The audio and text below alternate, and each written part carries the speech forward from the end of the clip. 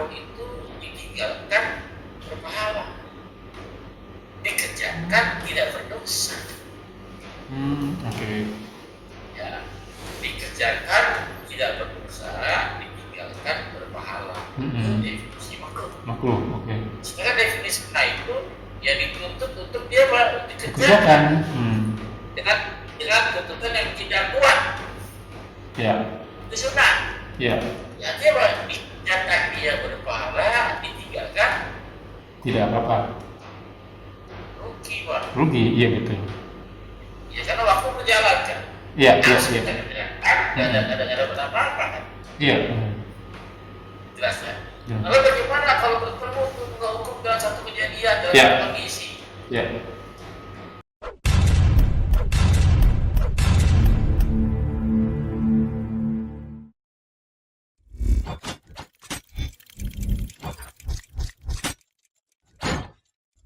La ilaha illallah Muhammadun Rasulullah. Assalamualaikum warahmatullahi wabarakatuh. Bismillahirrahmanirrahim. Minasyaitonirrajim min hamzihi wa nafthihi wa nafsihi. Bismillahirrahmanirrahim.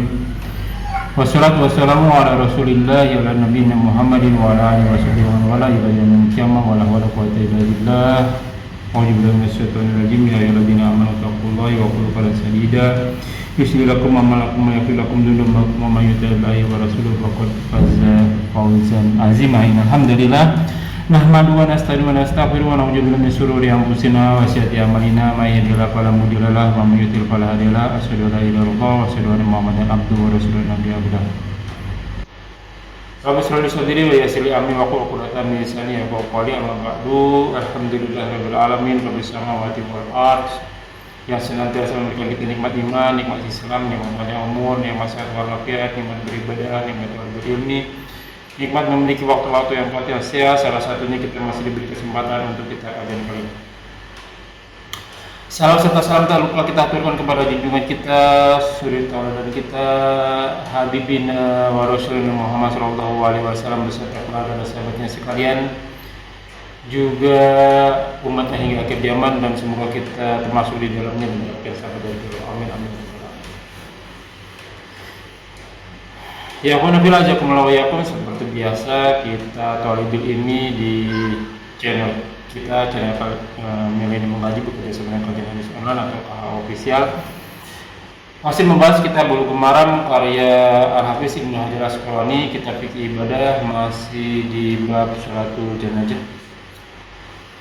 Dimasuk ke dalam hadis 608 insyaallah, dan kita masih dipandu Al-Mukarram Al-Ustaz Ali Habibullah. Alhamdulillah beliau telah hadir di antara kita, dan kita selalu doakan beliau selalu diberi kesehatan, diberi kekuatan, diberi kemurahan rezeki, dan dimudahkan segala urusannya. Selanjutnya mari sama-sama kita simak kajian kita kali ini. Seperti biasa, bila ada pertanyaan dituliskan di kolom komentar, dan insyaallah akan ditanyakan dijawab pada kesempatan dan waktu. Semoga berguna bagi ikhwan fillah selaku talibul ilmi, mobil khusus anak fakir dan tanpa banyak kata kepada gurunda waliyata pada Mas Bro. Assalamualaikum warahmatullahi wabarakatuh. Waalaikumsalam warahmatullahi wabarakatuh.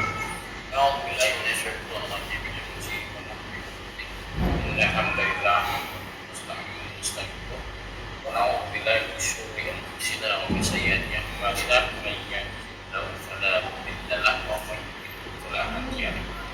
Asyhadu an la ilaha illallah wa syarika lahu wa asyhadu anna Muhammadan abduhu wa rasuluh. A'udzu billahi minasyaitonir rajim.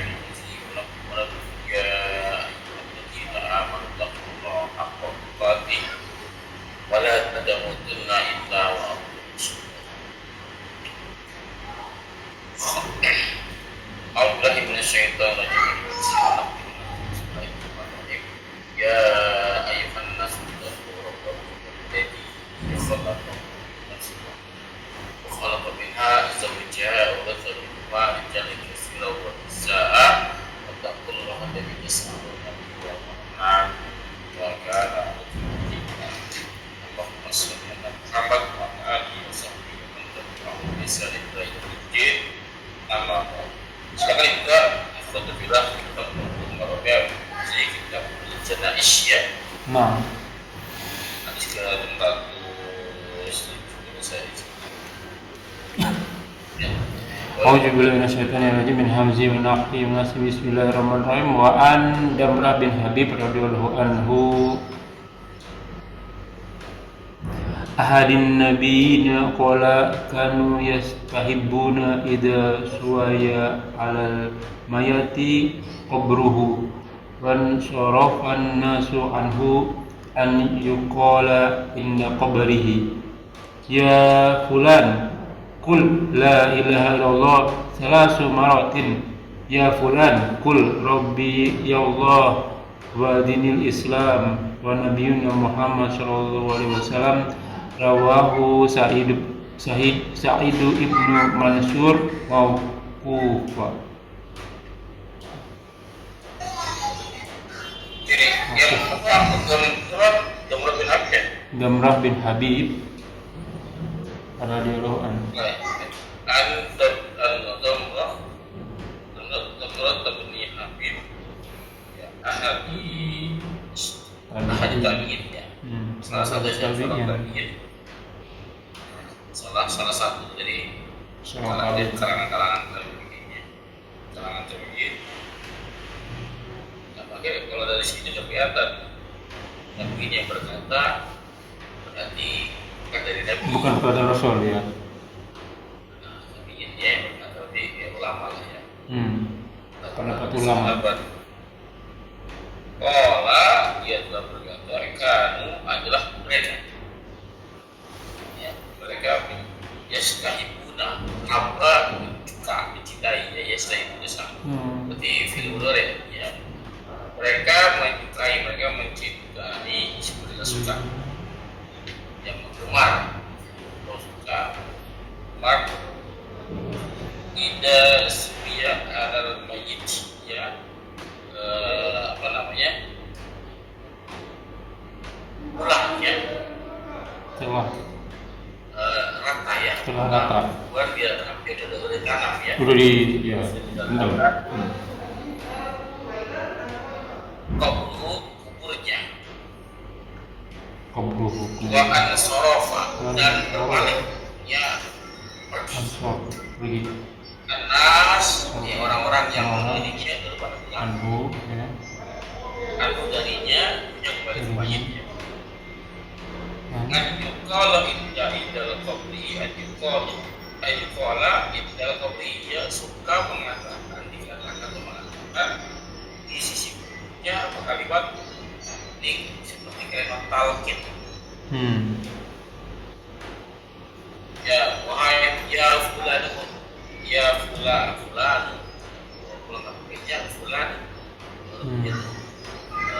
tidak ya mesti tidak harus bilang katanya ya fulan wahai fulan yang dikubur sama itu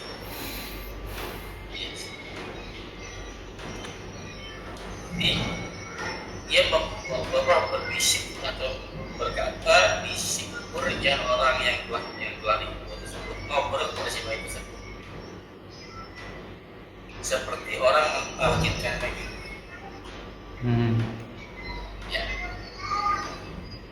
Ya fulanu kul katakanlah oleh kamu katakanlah ucapkanlah la ilaha illallah tidak ada ilah kecuali Allah.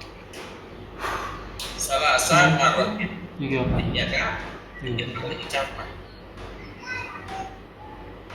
ya fulanu hai fulan kul katakanlah rabbi Allah kami Allah wa dinul Islam agama adalah Islam wa Nabi Muhammadun sallallahu alaihi wasallam Nabi Muhammad sallallahu alaihi wasallam Sa'id bin Mansur ya Mauquf ini kata maksudnya mauquf artinya perkataan tabi'in tersebut bersumber dari seorang Nabi sahabat. Semua hadis di mauquf ya.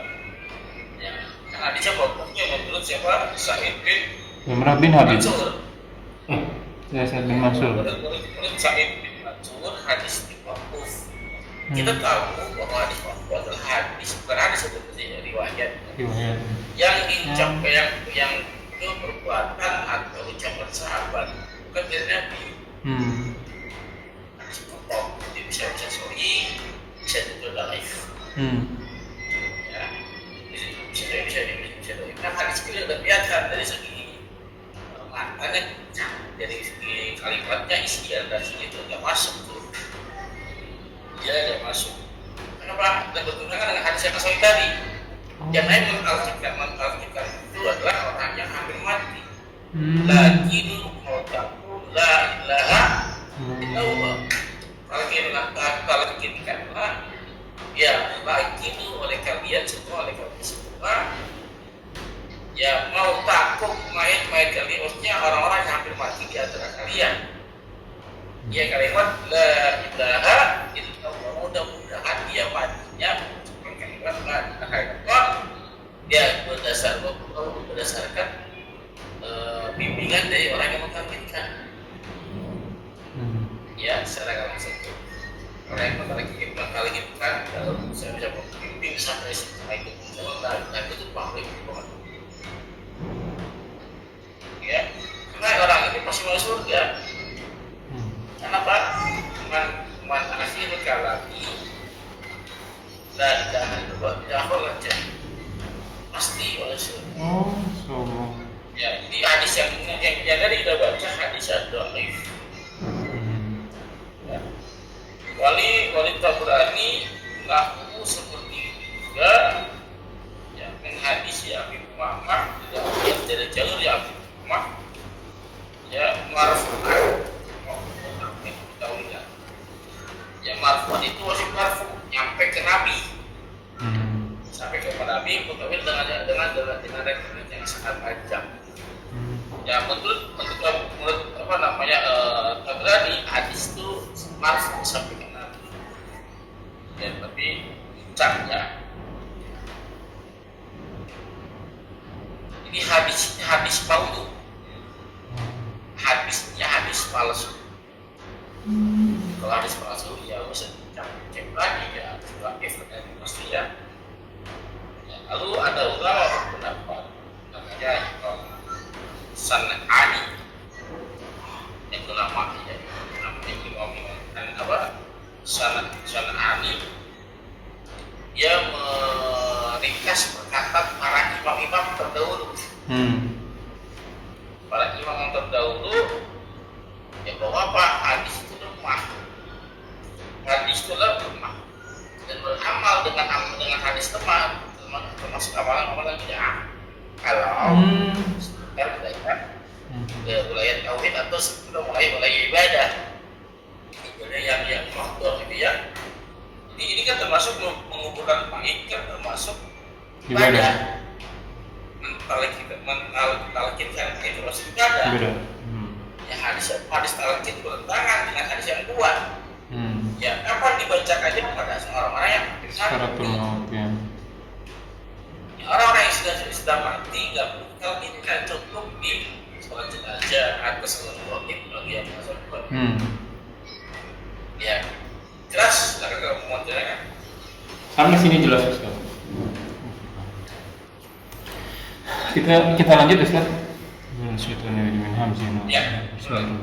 Wa an Buraidah bin Al-Usayb Al-Aslami radhiyallahu anhu qala Rasulullah sallallahu alaihi wasallam nahaitukum an ziyaratil kuburi wa juruha.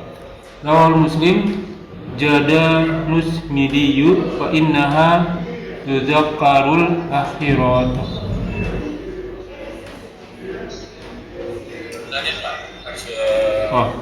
Jada Ibnu Majah min hadis Ibnu Mas'ud wa tujahadu fi dunya.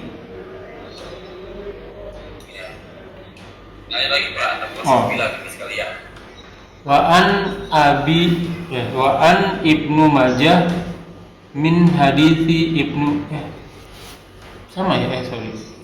1-2 Hasanun wa fil babi an Ibnu Abbas wa Hisan.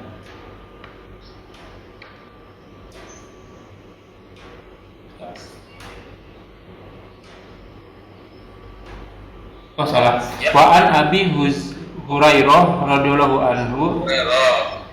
anna Rasulullah sallallahu alaihi wasallam la'ana jairatil kuburi uhrajahu Tirmidzi wa sahahahu Ibnu Hibban wa qala Tirmidzi ba'da ihrajihi hada haditsu hasan wa fil babi an Ibnu Abbas wa Hisan. Iya. Oh, Hisan. Pertama ya. Hmm. Dari Qurainah bin Al-Hasib ya. Al-Husayn Al-Islami, dia telah berkata kalau Rasulullah bersabda Rasulullah SAW, aku dulu pernah ya melarang kalian dari ziaratul kubur, melarang kalian ziarah kubur. Dulu aku pernah melarang, ya dulu aku pernah melarang, ya lalu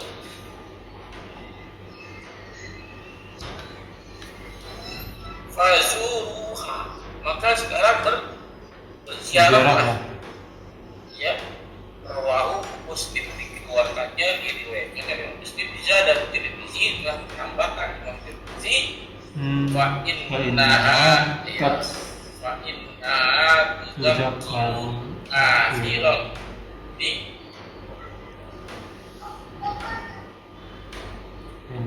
apa namanya? Dia mengingatkan Cuma di sini fungsi ziarah kubur tidak lain tidak bukan adalah yang pertama di Muslim ya, Indonesia mengingatkan akhirat, mengingatkan jaminan kematian, mengingatkan akan akhirat. Disambung dengan lumajah, dia menambahkan zada bin Mazah min hadisi Ibnu Mas'udin ya buat zahidu fit dunia. Ya, zuhud itu kan nggak perlu terhadap dunia, nggak penting terhadap dunia. Ya, fungsinya ziarah kubur tadi mengingatkan akan negeri akhirat, maksudnya mengingat kematian. Ya, yang kedua adalah sebagai ladang untuk zuhud, Pak. Zuhud dunia, maksudnya Pak, dia nggak perlu dengan dunia. Dengan kita sering berziarah, maka ya maksud misalnya, ya tidak ya maka keinginan kita untuk dunia mengejar dunia, menumpuk harta dunia, ya terkendali dengan berziarah kubur. Kita akan mati, itu orang yang mati nggak tahu tuh harta kekayaannya. Dengan kita berziarah kubur, kalau dia yang kaya bisa mati dan tidak tahu bahwa harta kekayaannya, gimana kita yang masih miskin? Ya, jadi fungsi kubur tadi pertama Pak, mendoakan si mayit, ya mengingat melihat akhirat atau mengingat kematian, dan yang ketiga tadi zuhud kepada dunia. Makanya para sahabat tuh kalau dia beda pas sama kita gitu ya. Kalau kita nggak bisa tidur kalau nggak ada harta, nggak ada uang, itu nggak bisa tidur.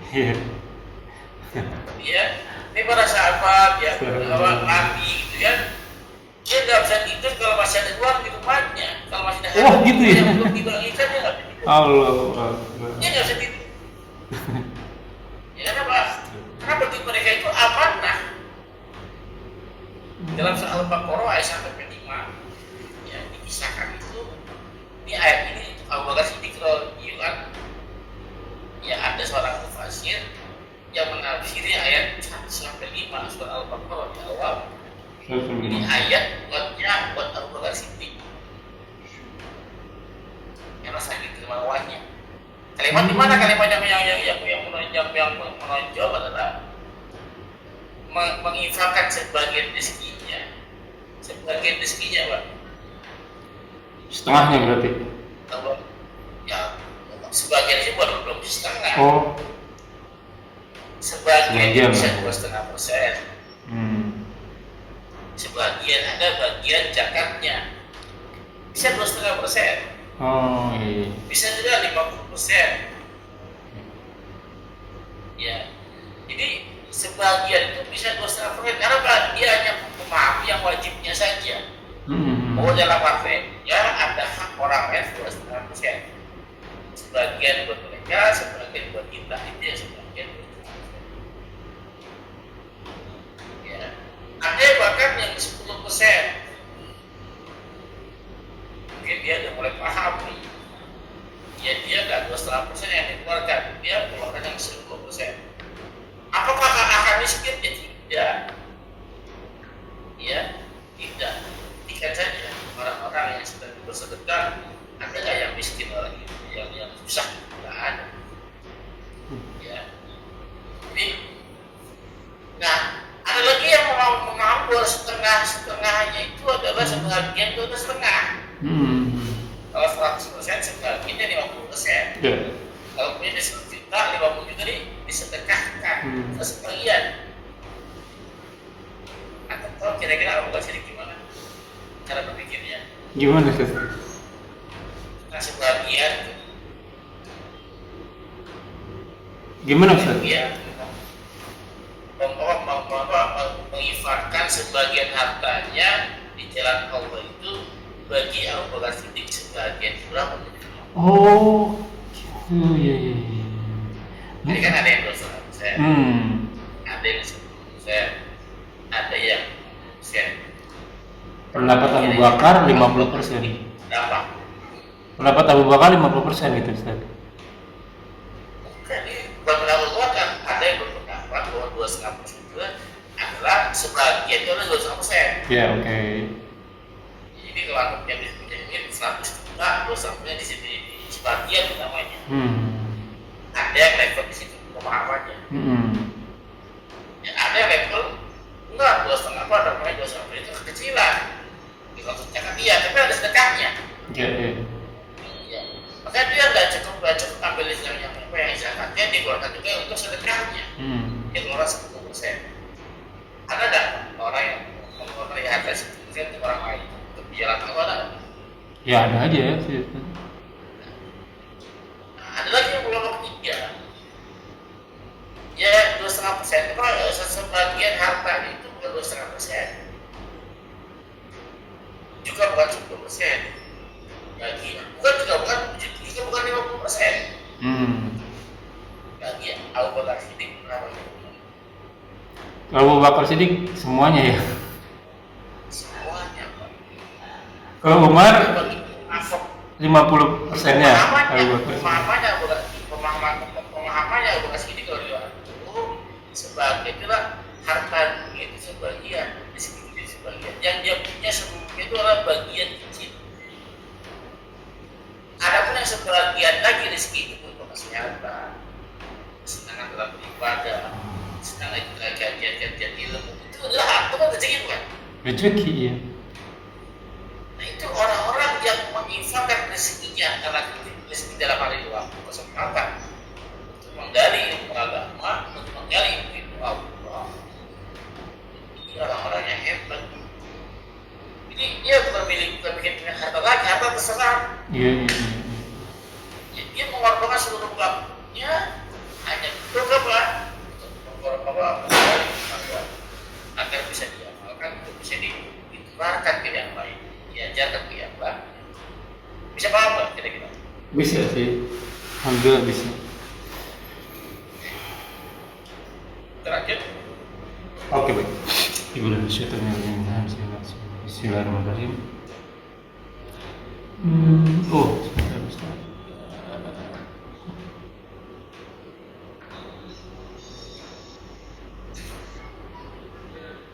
Oh ini ya. Abi Hurairah. Nabi Hurairah. belum ya? Belum jelas ini ya. Iya ini belum jelasin. Jadi Abu Hurairah anak Rasulullah atau anak Rasul? Bacanya anak Rasulullah atau anak Rasul? Sebentar. anak Rasulullah atau anak Rasulullah. Anna Rasulullah. Salah. Tulisannya ikutin tajwidnya. Iya. Anak itu anak Rasulullah karena ini isim anak. Anna Rasulullah. Ya ada harus fathah. Kecuali Laisa. Oh iya, Anna Rasulullah. Oke. Anak Rasulullah. Ya. Anna Rasulullah. Anak ke atas atau anak. Jadi bahwasanya Rasulullah SAW anak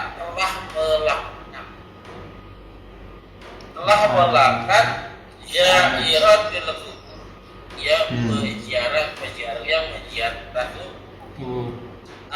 jauh dari besi wasol hukum iman. Hadis riba. Hadis ini sahih.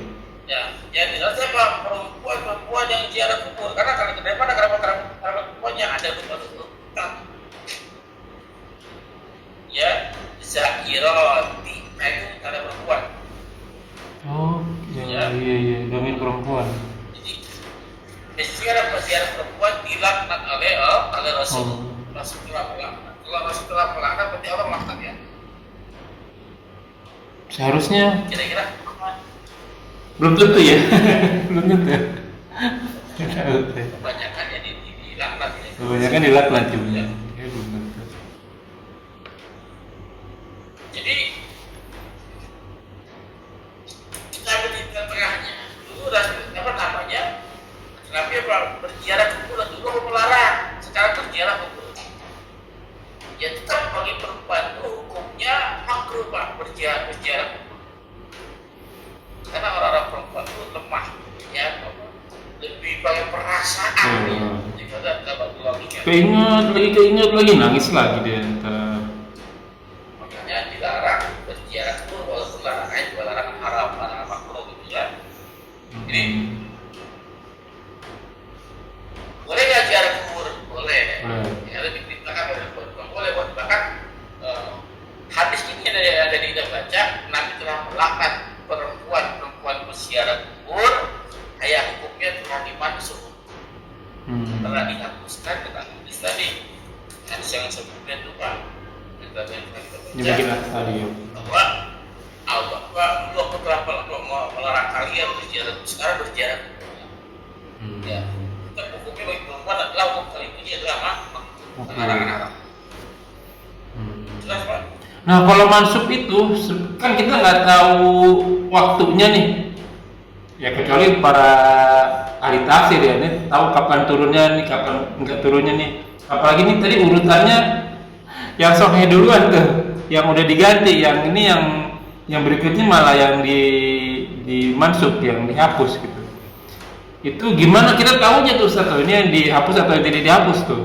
Kan nggak ada keterangan waktunya nih, nggak ada keterangan juga dihapus gitu. Iya. Jadi ulama itu siapa? Ulama hanya contoh Ibnu Hajar Asqalani hanya mengelompokkan saja. Ya, dia hanya mengelompokkan ini kira-kira yang pertama di kedua di. Oke. Nah di situ kan tugas kita meneliti. Mana yang dapat kedua, mana yang belakang. Wah itu perlu belajar berarti. Ada kajiannya ada. Yang harus kita lakukan. Ya, bisa 3 tahun, 4 tahun lah. 4 tahun ya. Maka satu yang mau saya kasih penjelasan di sini, perawinya juga mana yang datang duluan. Yang apa namanya yang Nabi memerintahkan ziarah. Ini kan diriwayatkan oleh Muslim. Oke. Ya, Muslim dan Tirmizi. Oke. Itu Sedangkan yang dimaksud ini dari Abu Hurairah nih. Riwayat Ibnu Abbas. Pelaknat tersebut dikeluarkan oleh Ibnu Hibban. Tirmizi dikeluarkan oleh Ibnu dan disahkan oleh Ibnu Hibban. Jadi apa namanya dahulu? Berarti kan dahulu itu kan masih lampau. Lampau. Ini kapan dilarangnya masalah Maulid? Kenapa kami dilarang? Ya. Ya, jadi pada waktu jahiliyah awal-awal Islam masuk, ya, awal-awal Islam masuk, kan banyak para sahabat-sahabat Nabi yang wafat. Ya. Ya, jadi para orang-orang yang masuk Islam imannya belum sekuat pada saat dia di Madinah. Ya, artinya ada ya sebagian kecil bahkan sebagian perempuan yang masih lemah imannya, yang masih belum merata. Artinya Pak masih ke bawah tuh kebiasaan Hukum-hukum jahiliyah dulu. Ya, sebelum dia Islam masih ke bawah. Iya. Ya. Nah, artinya seperti ini masalah mau itu aku melarang kalian sekarang. Nah sekarang kenapa? Harusnya ada di Madinah ya. Ya mana di bahasa Nabi di Madinah. Karena itu di Madinah. Mentalnya udah kuat ya. Sebagai di Madinah. Mental sudah kuat, iman sudah kuat. Ya. Maka hadis itu datangnya kapan? Seperti di Madinah. Ya, sekarang hadis yang melarang itu kok datang belakangan ya, itu juga ditanya. Karena dia yang pertama. Iya, betul. Jadi masa-masa jahiliyah kan, masa sebelum hijrah. Nah itulah kritiknya yang harus diikuti oleh para sahabat Nabi. Jadi orang-orang yang menuntut itu tidak mudah mengatakan ini wajib, ini haram. Iya. Ya, itu Harus diperiksa dulu ya. Sangat apa ya?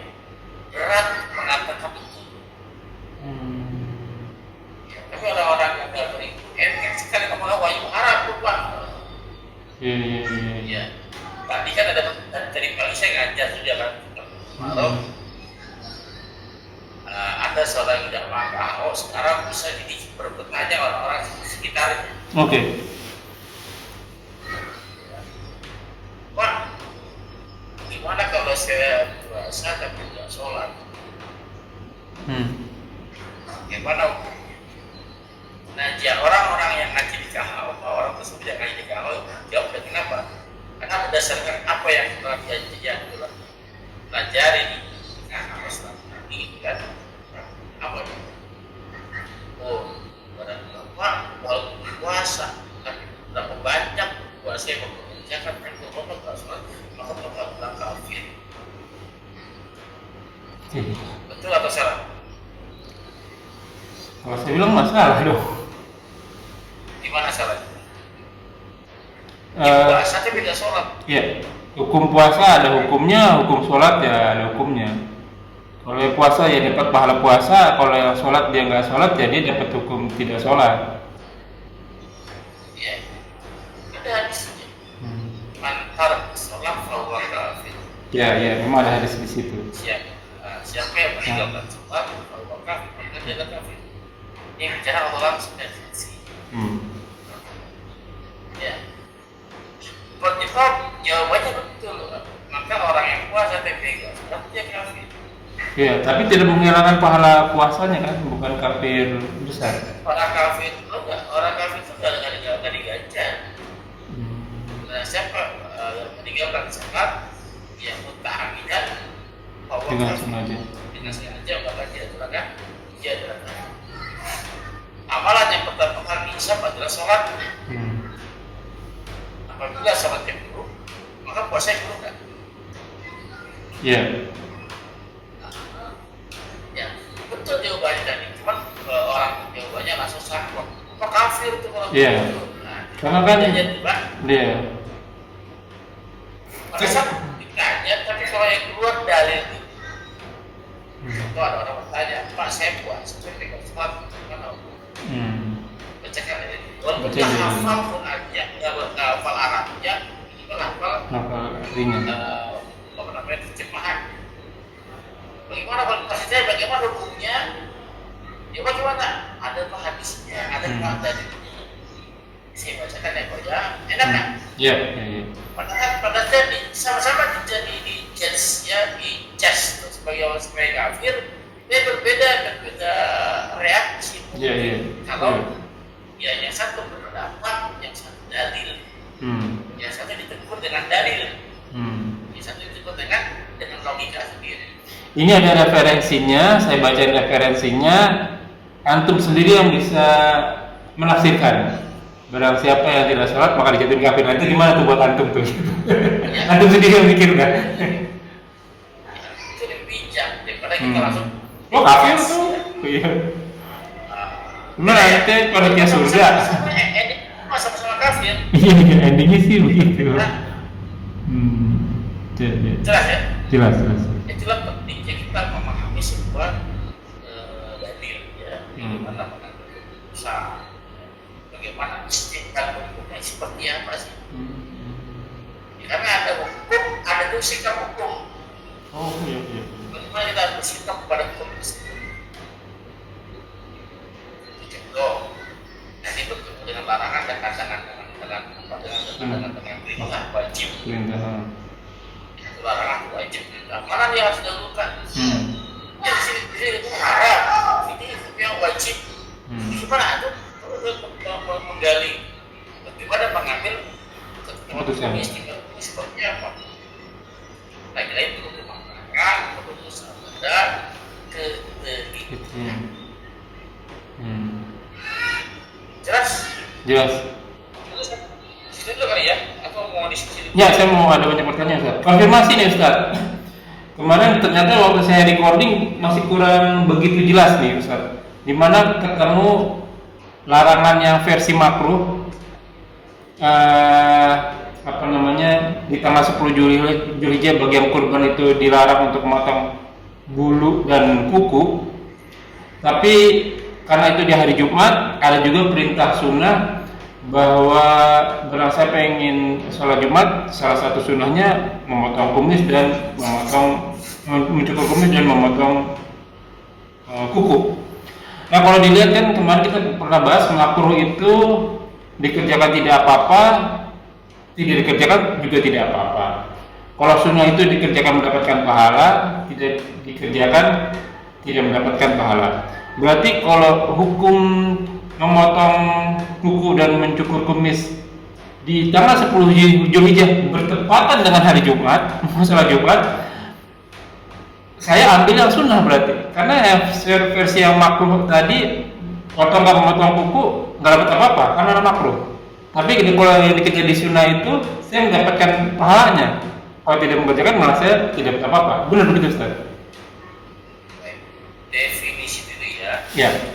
Kalau definisi makruh adalah buat tolak takrir, ya, buat bertarki, ya, jadi kiri jasima. Ini makruh itu untuk ditinggalkan dengan tuntutan yang tidak jasima, tidak keras tuntutan. Ya. Itu ditinggalkan, tapi dengan tuntutan yang tidak keras. Beda dengan haram, definisi haram itu untuk ditinggalkan yang dengan tuntutan yang keras. Betul. Nah, definisi gimana makruh itu? Makruh itu ditinggalkan karena ada tuntutan, karena ada larangan, maka apabila kita meninggalkan larangan tersebut ada pahalanya. Jadi makruh itu ditinggalkan berpahala, dikerjakan tidak berdosa. Oke. Ya, dikerjakan tidak berdosa, ditinggalkan berpahala. Itu definisi makruh. Makruh, oke. Sekarang definisi itu ya dituntut untuk dia dikerjakan Kerjakan. dengan tuntutan yang tidak kuat. Ya. Itu sunnah. Ya. Ya dia dikerjakan dia berpahala, ditinggalkan Tidak apa-apa. rugi, Pak. Rugi, iya betul. Ya karena waktu berjalan kan. Iya. Nggak ada apa-apa kan. Iya. Jelas ya. Ya. Lalu bagaimana kalau bertemu untuk hukum dalam satu kejadian dalam Ya. satu kondisi? Ya. Ya, PR-nya yang paling utama itu yang haram dulu, Pak. Oke. Larangan harus segera dihindari, nggak boleh enggak. Ya. Artinya larangan yang hukumnya haram, jadi kita harus itu dia larangan atau larangan haram atau tidak. Ya, ya. Pokoknya yang larangan yang hukumnya haram itu juaranya. Udah nggak bisa diganggu-gugat, dua dilakuin lah pokoknya. Mau bertemu dengan yang wajib pun wajib kalah mikir. Ya, oke. Ya. Nah yang kedua, jadi ketemu adalah larangannya larangan Makruh. Oke. ya ketemu dengan perintah sunnah. Oke. Larangan memotong kuku. Larangan hukumnya apa? Larangan makruh kan? Makruh. Ya, artinya apa? Kalau apa dilarang memotong kuku, bahkan apa mengerjakan itu tidak mengerjakan, artinya tidak dipotong kukunya, maka mendapatkan pahala. Dapat pahala, ya. Ya, kukunya nggak dipotong, ya itu apa rambutnya nggak dipotong, nggak dicukur itu ya. Ya maka berpahala di situ apabila meninggalkan itu. Ya. Di satu sisi ada perintah sunnah.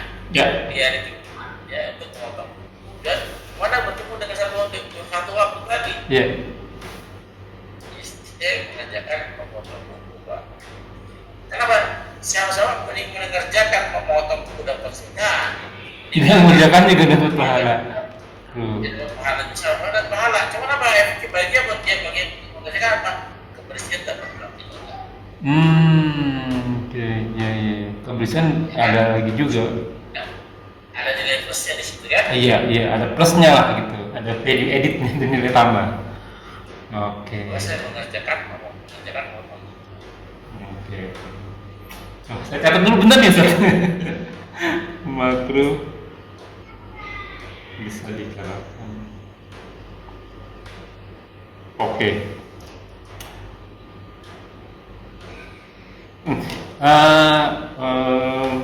Ini kejadian untuk yang ini salah safar nih Ustaz nih.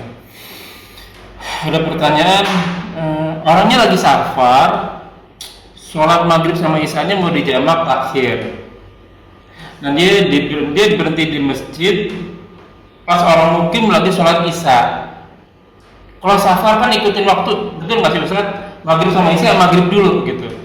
Cuma pas dia mau sholat maghrib yang 3 rakaat, orang mukimnya sholat isya jamaah 4 rakaat nih.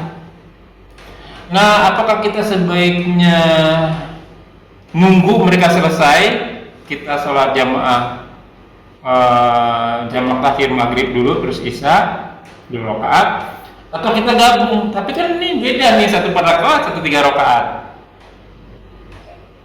Apa rakaat yang ketiga kita salam sendiri itu gimana tuh? Bisa. Ya kalau bagi semua nyaman ya kalau bisa di sholat sendiri tidak buat jamaah, tapi kesannya jadi kayaknya akan ada jamaah lagi. Iya. Ada 2 jamaah buat motor ya di masjid. Iya. Ada masuk bingung nih, yang mana nih? Maka yang paling elok adalah menunggu selesai. Oke. Ya menunggu selesai dulu, baru kita mengerjakan sholatnya di selesai di sholat asar. Oke. Ya. Satu pertanyaan lagi Ustaz. Kita dalam keadaan di kendaraan, bukan di pesawat ya, di kendaraan nih. Ya, motor. Mobil Ustaz, bukan di motor, mobil. Jadi kita bisa sholat duduk sebenarnya di situ. Ya. Memang bagusnya sih sholat kita berarti pinggir jalan gerak sajadah. Cuma nih 45 derajat Ustaz di luar nih. Kita nggak kuat ya kan. Akhirnya sholatnya di dalam mobil. Cuman masalahnya, apakah kita harus menghadap kiblat nggak Ustaz? Karena posisi parkir kayaknya tidak menghadap kiblat nih. Apa kita harus menghadap kiblat dulu baru bisa sholat? Ya. Duduk. Baik. Emang diusahakan kan pada saat tidak menghadap kiblat, diusahakan ya, tapi nggak masalah. Kemana saya menghadapkan di situ wajah Allah. Ya. Nah, ini boleh Pak. Jadi ini boleh. Nah, terus bagaimana dengan apa seperti mobil apakah di pinggir itu sejadah itu kan, asal 40 derajat gitu kan. Kan kaidah yang bisa dipakai adalah apa namanya ad-darurat izal, ad-darurat izal, dan darurat itu dihilangkan. Oke. Dihilangkan. Nah, maksudnya ini kaidah cukup panjang. Al-ibratu di umum lafaz wala bi khusus sabab, itu diambil dari umum lafaz bukan dari khususnya sebab turunnya. Ini pelajaran itu ada beberapa video ya. Apa namanya? Apa namanya? Kayak ada saya lupa aja. Dalam fasid. Dalam fasid membuat imun ala jalbi musalli. Dalam fasid meninggalkan kerusakan, fasad kerusakan, meninggalkan kerusakan, muqaddimun didahulukan diutamakan ala jalbi musalli daripada mengambil manfaat.